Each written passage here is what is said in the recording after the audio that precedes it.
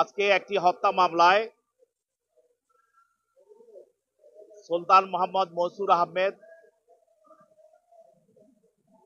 তাকে এই মামলায় তদন্তকারী কর্মকর্তা গ্রেপ্তার করে বিমানবন্দর এলাকা থেকে গ্রেপ্তার করে আজকে বিজ্ঞ আদালতে উপস্থাপিত করা হয়।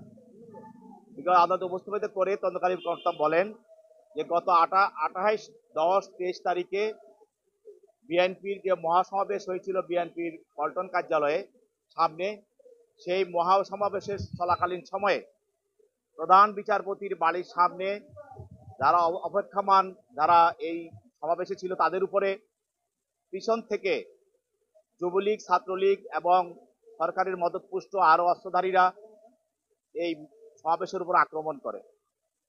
এই আক্রমণের সূত্র ধরে পুলিশ এবং যুবলীগ, ছাত্রলীগরা পুরা মহাসমাবেশের উপরে তারা আক্রমণ করে।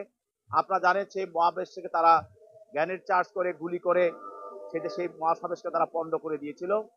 সেই মহাসমাবেশে প্রধান বিচারপতি বাড়ির সামনে আক্রমণকালে যুবদল নেতা শামীম নিহত হয়। এই হত্যার মামলার সঙ্গে আরো এজাহার নামীয় অনেক আসামিকে গ্রেপ্তার করা হয়েছিল। ওই আসামিদেরকে জিজ্ঞাসাবাদ করার সময় তদন্তকারী কর্মকর্তা আজকের যে আসামি সুলতান মনসুর আহমেদ তার জড়িত থাকার বিষয়টি নিশ্চিত হয়।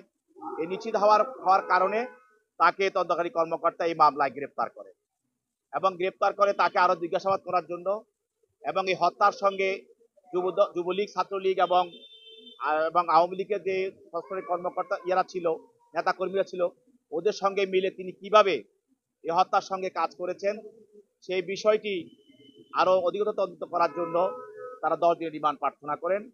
বিজ্ঞ আদালত উভয় পক্ষে বলতে তার পক্ষে কোনো আসামির পক্ষে কোনো আইনজীবী ছিল না, তার পক্ষে তিনি নিজেই আদালতে বক্তব্য রাখেন এবং তিনি যে 18 সালে ধানের শীষ নিয়ে নির্বাচন করে যে দলের সঙ্গে বেইমানি করেছেন সেই বিষয়ে উনি বক্তব্য রাখেন নাই। উনি সবসময় ডিগবাজি রাজনীতি করেন, একবার আওয়ামী লীগ করেন, একবার তিনি গণফোরাম করেন, বিভিন্ন সময় বিভিন্ন দল করেন।